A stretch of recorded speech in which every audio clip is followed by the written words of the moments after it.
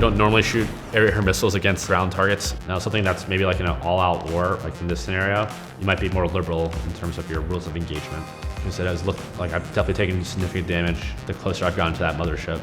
Daytime landings, I think they're extremely enjoyable. You're essentially flying a F-18, you can be 40,000, 44,000 pounds. You're not getting tossed around. It's just a very violent deceleration, but they're a lot of fun.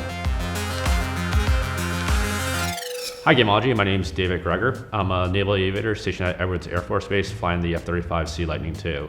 We had previously taken a look at Ace Combat 7 flying the first 2 missions. Let's take another look at it, see how these missions progressed, and we can start flying some new type of aircraft. Before we start the 3rd mission, let's take a look at some of the aircraft they have available, and I think we can start buying some new aircraft. We have the F-14D available, been retired for about 15 years. Most people watching this have seen Top Gun. It's kind of quintessential movie aircraft. F-2, so that's a Japanese export of the F-16 and MiG-29, former Soviet Union, Russian air superiority fighters. As much as it kills me, I think we're gonna select the F-14. As a former F-18 guy, there's a little bit of a rivalry between F-14 guys and F-18 guys. But it looks like in order to get to the F-18, I'm gonna have to sell my soul and buy the F-14. So large carrier-based fighter, the aircraft is huge.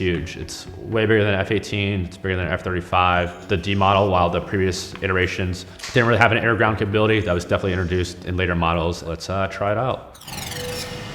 Your standard carrier launch, one of the most fun parts of the job that I've ever done is launching from an aircraft carrier, especially during the daytime. It's like a roller coaster ride times a million. It's so fun. Take off, fly low over the water until you're outside the carrier environment, and you can just blast it up. Carrier landings daytime are actually a ton of fun as well. Night landings I could do without, but it's kind of a necessary evil of the job. I think most people who have seen Top Gun know kind of the F-14 has swept wings. So as you speed up, the wings are going to sweep back. The better profile as it flies through the air at faster airspeeds. And then we'll see my airspeed slows down throughout this mission. If you watch the airspeed box on the left, as I get slower, the wings should now start straightening out as they go to kind of their normal position. Yep, see?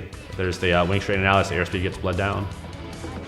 Icing warning, you're not gonna get an icing that quickly in the aircraft. Definitely get icing in the aircraft. That's definitely a consideration, especially at slower speeds, but at faster speeds, the surface of the aircraft's gonna heat up, it's gonna burn off that ice in a fighter aircraft. They're gonna be flying around 2,400 knots, but if you're fast enough, it's not a consideration at all. You can just burn it off by increasing your airspeed. There's definitely a difference flying like a fighter type of aircraft. I've flown civilian aircraft, Cessnas, Beechcraft, and Varians. There's definitely a huge jump in performance from a fighter aircraft. It's a different type of flying. I have no idea what this thing is. Looks like some type of mothership, like a drone mothership, almost like an airborne aircraft carrier. I don't think that's good. I just got hit. So there's 3 main types of missiles, and they're tied to a Fox code. So it's, as you launch a missile in real life or in training, you'll tie the code to the type of missile you're shooting. What I'm getting at is, for this, I'm not really sure what type of missiles I'm shooting. In different scenarios, you would use different types of missiles, where for this, it looks like they're all kind of a fire and forget type of missile. All right, so I think my strategy here is to take out the drones and then go after the mothership. As long as the mothership's not continuing launching drones, and I'm not gonna waste all my missiles. Like I said, it has looked like I've definitely taken significant damage the closer I've gotten to that mothership. So F-14 is not going to stall at 180 knots. It's completely maneuverable, and especially a carrier type of plane where they've got the larger control surfaces so they can fly slower to enable their landing on an aircraft carrier. I've flown Super Hornets or F-35s where they're completely maneuverable. You definitely have control authority. You can manipulate the flight controls and get an appropriate response in single digits. I think I'm still going after drones here. So I'm not sure if it's right to prioritize the drones. And I'm not sure if the motherships, if there's just gonna be like an endless wave of them, or at a certain point I have to go after the mothership here. And unfortunately, just like in real life, there's plenty of scenarios where you can shoot a valid missile and it misses for whatever reason. Whether that's because the aircraft or your target's maneuvered to break the lock or defeat the missile, or if the missile just had a control fin failure, or if it just failed to guide or fuse. There's all sorts of things that cause a missile to miss.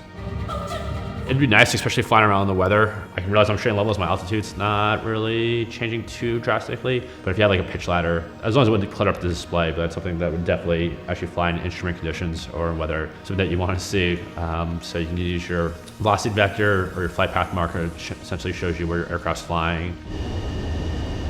Okay, let's check out what they consider an aircraft carrier landing. This daytime weather right now would be at case 1. So what that would mean is we're just normal flight operations around the boat. You're executing a straighting approach, but essentially way too fast, and I'm not really sure what the cross was there. Daytime landings, I think they're extremely enjoyable. You're essentially flying a F-18, can be 40,000, 44,000 pounds. So pretty heavy aircraft that's coming in at 140 knots roughly.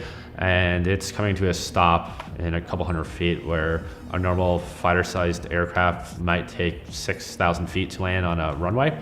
So it's a very violent landing. You get thrown forward in your seat, but you're strapped in an F-18 like 10 different ways to the aircraft. So you're not getting tossed around. It's just a very violent deceleration, but they're a lot of fun.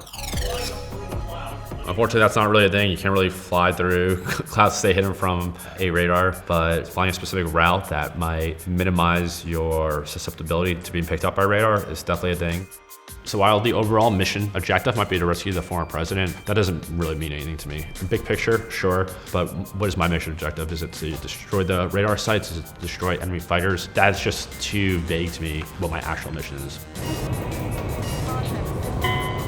It's like I got distracted too much as I was talking. I flew too much into the radar coverage, so let's give this another go. Trying to avoid just radar detection's a huge deal, especially in something like F-14, where it's not low observable. It's not designed to evade detection from enemy radars. But what you can do is fly outside of their maximum detect range, which is kind of what's depicted here. You can also fly lower to the ground. Unless if you believe that the Earth is flat, there's a radar horizon due to the curvature of the Earth. There's a radar that's spaced at the ground. After a certain point, it's not going to be able to see a target if it's flying at 10, 20, 30 feet. The higher above the surface that you're flying, the further out they can detect you before the curvature of the Earth becomes a factor, the radar horizon becomes an issue. Something else that's not really taken into account, at least in this mission, if you're flying this low at altitude, as I accelerate, you can see the afterburners light. You're worried about your fuel. The lower you are, the higher your fuel burn rate is going to be. And something with the F-14, so a larger fighter, you're gonna have more fuel than something like an F-16, but you also have a second engine. You're also not something like a commercial airliner like a 737, a 757, 767, etc., where they're made to fly long distances. For an F-14, F-15, F-16, F-18, etc., we could be holding enough fuel to complete our mission. However, for any long-range mission, especially if we're flying low, we have the ability to in-flight refuel. After the first attempt failed, it looked like we were able to at least evade the detection sites. Now I think we have to start destroying them. So I think what I'm going to do here is I'm going to prioritize, if I can, the SAM sites, so surface-to-air missile site. Those are a lot more deadly than a anti-aircraft gun. Ooh, that's going to be close. Yep. So as I talked about in the first couple of missions, if you were in an F-16 or F-35 and you had auto GCAS, if I even got myself in that situation where it was unrecoverable, the aircraft would have automatically recovered for me. So depending on what type of weapon we're trying to employ with what type of mission system, there's definitely times where the technology can let you down. A good example would be something like if they're jamming or providing false targets, where the computer might be fooled, but as a pilot, you've recognized it, you've seen it before, you've done the training, and then something over someone who has a lot of experience, just like in any job, you've seen stuff that other people haven't seen before. Okay, so accidentally press some controls and I put myself into more of a first-person role. So now I actually have a pitch ladder, so I can see where I am on the horizon with a heading indicator. Not that that's a huge factor for this. Well, let's see how I like this. This provides a little more SA or situational awareness to like what my aircraft's actually doing, especially as I fly through weather. So what you see right now in the HUD is there's two things in the middle in the pitch ladder. You have kind of the W symbol. That's where the nose of the aircraft's currently pointing. And then you have the circle with kind of the bars extending out the sides and the top, and that's your velocity vector or your flight path marker. And that's where the aircraft's actually flying through. So if I pointed it, the velocity vector right there at this bridge, it would fly right there. Now you'd see certain points where there's a difference between them. That difference is what we call angle of attack, or AOA, and that's the difference between the flight path of the aircraft versus the nose position of the aircraft. We take that into consideration a lot if we're dogfighting or executing basic fighter maneuvering as you try to max perform your aircraft. Let's change it back up to the third-person view for now. Shooting missiles or dropping bombs into like a urban environment, a city, there's plenty of considerations to take into to collateral damage, depending what type of missile. The bigger the bomb you drop usually, the bigger the concern. More consideration put into too big of a weapon. If I drop a bomb on this building, is it just gonna blow up this building or is it gonna blow up buildings next to it? So there's definitely civilian considerations. Now something that's maybe like in an all-out war, like in this scenario, you might be more liberal in terms of your rules of engagement. Unfortunately for most fighter aircraft, we don't have the ability to point bullseye nose high or 90 degrees nose high and keep accelerating. We just don't have the thrust, especially as you get up in altitude. You have a couple of aircraft like F-16, if it's in a fighter configuration, we'll have a 1-to-1 thrust to weight ratio, which means the engines produce more thrust than the aircraft weighs so that it can accelerate pure nose high. Most aircraft aren't in that time category. So bogey that they just talked about, a bogey is an unidentified aircraft where, maybe not necessarily unidentified, but the declaration on the aircraft, they haven't been determined if they're friendly or hostile. So you might be able to use your onboard sensors to identify if that aircraft, what type of aircraft it is, if it's a good guy, bad guy, or maybe it's an airliner and it's doing whatever, but it's not part of the engagement or the fight, or you don't have the ROE to engage that aircraft. So you might be able to make that determination on board with your sensors and your mission systems, or you might have to actually literally do a visual identification and fly by that aircraft so you can visually look at it, see the visual markings on the aircraft and make a determination that, hey, it's this type of aircraft. I only know that this country flies that aircraft, so it's got to be hostile. And something like an F-14, which is only now flown by Iran. So if you see an F-14 airborne, it's like, okay, it's pretty easy to make that identification in terms of which country this aircraft belongs to. You don't normally shoot air missiles against ground targets, so something like a AIM-9, like a heat seeker missile or a radar-guided missile will be something that is used against airborne targets. Just as you would in a civilian airplane, you have the same stall recovery procedures. You need to break the angle of attack, so you need to push forward on the stick and then start accelerating so you increase power on the aircraft. Now, depending with military aircraft, if it's like a civilian aircraft, we have way more thrust in our aircraft. So if it's not a deep stall and you've just slightly stalled the aircraft, you might be able to engage afterburners and just accelerate out of the stall without executing what would normally be the correct procedures. Let's see, that was a mission failure for, I don't think we destroyed all the aircraft in time. I just have to be a little bit more aggressive. Let's go with the long range air missile that I'm using right now. It looks like I can shoot these guys from further away. It looks like this weapon, whatever missile this one is, has a little bit better of a minimum range, so I can shoot it closer to the aircraft and not have them evade it or have the missile miss.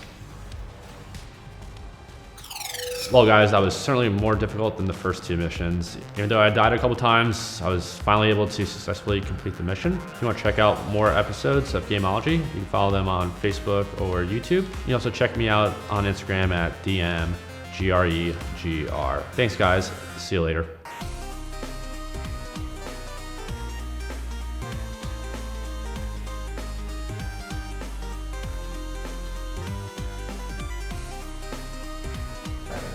Perfect.